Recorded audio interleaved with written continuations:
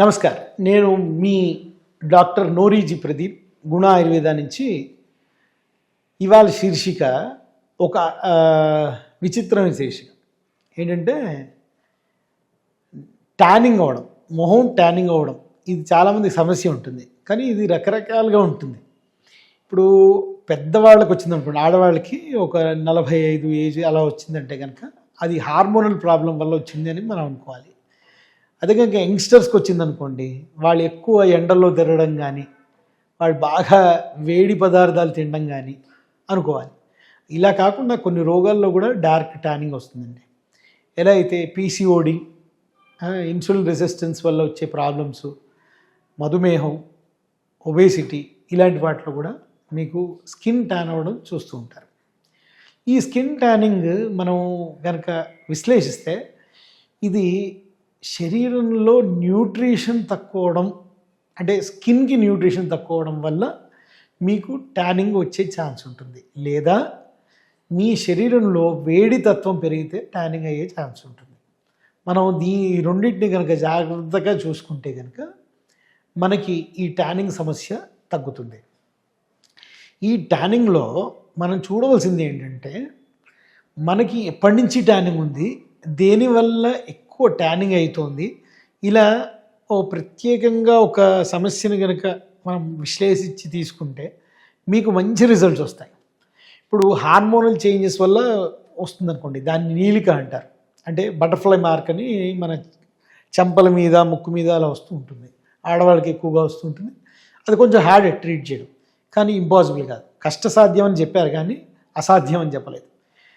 దానికి రకరకాల మంజిష్ట అని, లోధ్ర అని, చంద్రం అని, రక్తచంద్రం అని, ఇలా చాలా మందులు ఉంటాయి. కానీ అందరూ ఇవన్నీ వాడేస్తే తగ్గిపోతాయి అంటే తగ్గిపో. మీకు కరెక్ట్ కారణాన్ని వెతికి కనుక మనం ఔషధం వాడితే చక్కగా తగ్గిపోతుంది. అలాగే ఇప్పుడు డయాబెటీస్ వల్ల కానీ, కొంచెం ఒబేసిటీ వల్ల కానీ, చాలామంది ఆడపిల్లలు కొంచెం లావు ఎక్కడం వల్ల కానీ, మగ పిల్లలు లావు ఎక్కడం వల్ల కానీ వాళ్ళకి ఒక డార్క్ ట్యానింగ్ ఏర్పడుతుంది. అంటే మేజర్గా మొహం మీద, లేకపోతే మెడ మీద, కళ్ళ కింద, వేళ్ళకి ఈ మధ్యలో ఇలాంటివి వస్తే కనుక అది వేడి కింద సమస్య కిందే అనుకోవాలి. మనం ఈ వేడి సమస్యని తగ్గించుకోవడమా, లేకపోతే ఇన్సులిన్ రెసిస్టెన్స్ వల్ల వస్తుందా మనం చూసుకోవాలి.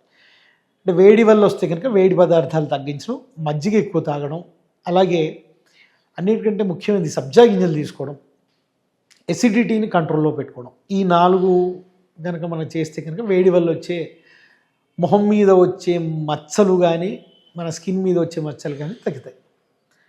అలాగే మనం కనుక రెండో రకంగా చూసుకుంటే కనుక, అంటే బాగా హార్మోనల్ చేంజెస్ వల్ల కనుక వచ్చిన సమస్య అయితే కనుక, అంటే పీసీఓడిలో కూడా ఈ నైగ్రిగన్స్ అంటారు దీన్ని, స్కిన్ మీద వచ్చేదాన్ని. అది వస్తే కనుక మనం ఎలా దానిలోంచి విముక్తి పొందాలి అనేది, మీరు దేని వల్ల వస్తుందో దాన్ని కనుక తగ్గించుకుంటే, అంటే పీసీఓడి వల్ల వచ్చిందనుకోండి, పీసీఓడికి ఇన్సులిన్ రెసిస్టెన్సే కారణం. ఇన్సులిన్ రెసిస్టెన్స్ని తగ్గించుకుంటే కనుక అది సరిపోతుంది.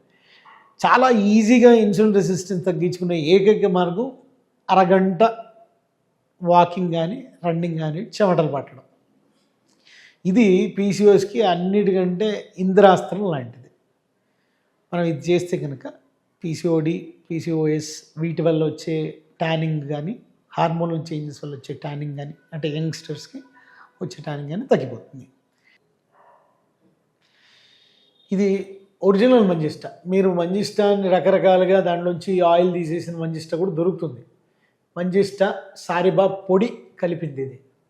మంజిష్ట ఒక భాగం అయితే, సారిబా 2 భాగాలు కనుక మనం తీసుకుంటే, తీసుకుని కలుపుకొని చక్కగా 3 గ్రాములు రోజుకి నీళ్ళల్లో వేసుకుని తీసుకున్నా కూడా మీకు ఈ ట్యానింగ్ సమస్య తగ్గుతుంది. నమస్కారం.